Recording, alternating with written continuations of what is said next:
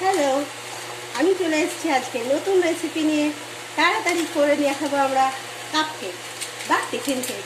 এর জন্য আমি নিয়ে নিয়েছি 3টে ক্রিম বিস্কুট। 3টে ক্রিম বিস্কুটকে ফার্স্টে আমি ভেঙে বার করে নিই, ক্রাশ করে নিই।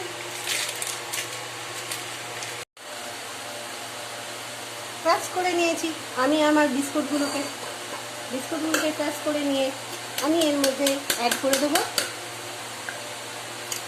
হাফ কাপ দুধ দেওয়ার পর আমি এটাকে 8 থেকে 10 মিনিট একটু ভিজিয়ে রাখবো।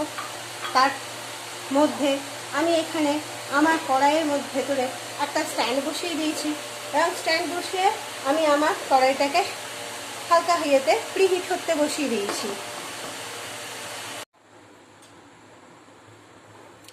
আমি এর মধ্যে দিয়ে দিচ্ছি 2 চামচ, বড় চামচের 2 চামচ চিনি,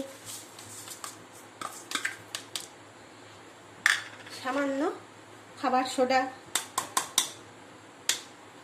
আর এই যে ক্রিমগুলো আমি খুলে রেখেছিলাম এই ক্রিমগুলো এর মধ্যে দিয়ে দিই।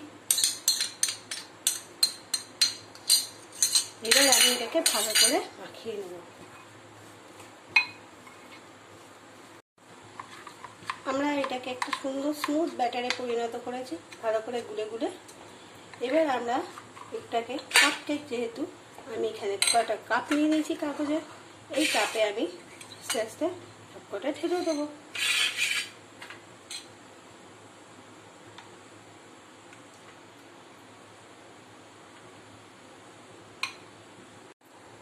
আমি প্রত্যেকটা কাপ কেককে প্লেটে প্লেস করে নিয়েছি, আর রাখার আগে আমি একটু একটু করে এগুলোকে ঠুকে নেব, যাতে এর ভেতরে এয়ার বাবল থাকলে এয়ার বাবলগুলো বেরিয়ে যায় এবং আমার কেকটা তাহলে বেশ সুন্দর ফ্লাপি হবে।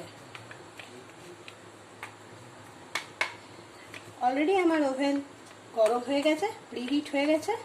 আমি এই ওভেনের মধ্যে এই আমার ট্রেটাকে ঢুকিয়ে দেবো। আমি এই ঢাকাটা দিয়ে রাখলাম 40 মিনিটের জন্য। 40 মিনিট পর আমি এসে দেখব গ্যাসটা না থাকবে খুব জোরে, না থাকবে খুব আস্তে, হালকা মিডিয়ামে থাকবে।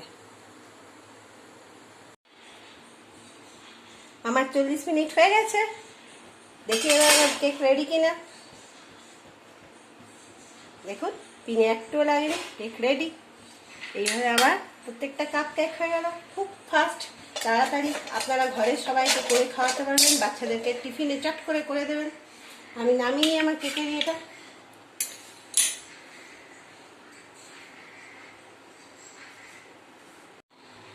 আমার কেকটা ভালোভাবে আমি গার্নিশিং করে নিয়েছি।